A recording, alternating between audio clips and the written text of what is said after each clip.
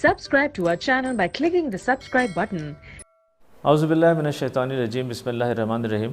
जी ये बिल्कुल हकीकत है कि हमारे साथ जो कुछ भी इस दुनिया में होना है या हमने जो भी आमाल इस दुनिया में करने हैं वो अल्लाह ताला ने पहले से लिख रखा है, वो लौह महफूज़ में पहले से लिखा हुआ है। एक हदीस में आता है कि अल्लाह ताला ने ज़मीन और आसमान बनाने से पहले क़लम तख्लीक़ किया और अल्लाह ताला ने क़लम को कहा कि लिख डालो।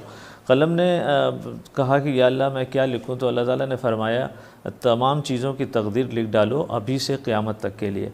तो डेफ़िनेटली हम जो कुछ भी हमारी तकदीर में होना है वो सारी चीज़ें लिखी हुई हैं। लेकिन इससे फिर कुछ लोग ये सवाल उठाते हैं कि अगर तमाम चीज़ें लिखी हुई हैं तो कोशिश कैसी, जब तमाम चीज़ें वैसे ही होनी हैं जैसा लिखा है तो फिर कोशिश कैसी। देखिए इसमें ये समझना बहुत ज़रूरी है कि अल्लाह ताला बहुत अलीम व ख़बीर और अल्लाह ताला बहुत अजीम है। उसने अपनी बेइंतहा इल्म की बदौलत तमाम चीज़ें लिख डाली हैं। इसकी एक छोटी सी मिसाल मैं देता हूँ। जैसे अगर कोई हमें रिश्वत की ऑफ़र करता है, ये हमारे पूरे इख्तियार में है कि हम उस ऑफ़र को एक्सेप्ट करते हैं या नहीं, लेकिन अल्लाह ताला को इसका इल्म पहले से है अलीम व ख़बीर होने की बदौलत। अल्लाह ताला ने ये लिख रखा है कि हम क्या फ़ैसला करेंगे, लेकिन हम जो भी फ़ैसला कर रहे हैं वो अपने इख्तियार से कर रहे हैं। इसी चीज़ को एक आलिम ने बड़ी अच्छी तरह एक्सप्लेन किया है। वो कहते हैं कि वो अपने दफ्तर में बैठे हुए थे तो एक शख्स आया जो कोई एक ख़ास इल्म रखने का दावा करता था। उसने उन्हें एक सफ़ा दिया और उसने कहा इसमें बहुत सारी तस्वीरें बनी हुई हैं, इसमें से एक तस्वीर आप सेलेक्ट कर लें अपनी मर्ज़ी से। और उन आलिम ने कहा कि पहले तो मैं थोड़ा सोचने लगा, फिर उसके बाद मैंने कहा चले देखते हैं कि ये कितना माहिर है अपने इल्म में।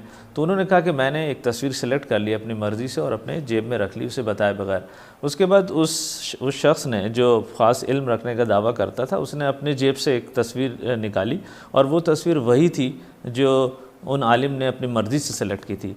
तो वो आलिम फरमाते हैं कि जब एक आदमी अपने किसी इल्म की वजह से ये पता चला सकता है कि मैं कौन सी तस्वीर सेलेक्ट करूँगा, तो अल्लाह ताला तो इतना अजीम है, उसको इस बात का पता होना कि हम इस दुनिया में क्या करेंगे इसमें कोई बड़ी बात नहीं है। तो अल्लाह ताला अपनी इल्म की बदौलत सब कुछ पता है अल्लाह ताला को कि हम क्या करेंगे इस दुनिया में। हज़रत उमर फ़ारूक रज़ी अल्लाह तआला अन्हु ने जब वो शाम के सफ़र पे थे और जब उन्हें रास्ते में पता चला कि वहाँ पर ताउन की वबा फैली हुई है, तो उन्होंने अपना सफ़र मुलतवी कर दिया और काफ़िले को दूसरी तरफ का रुख करने के लिए कहा।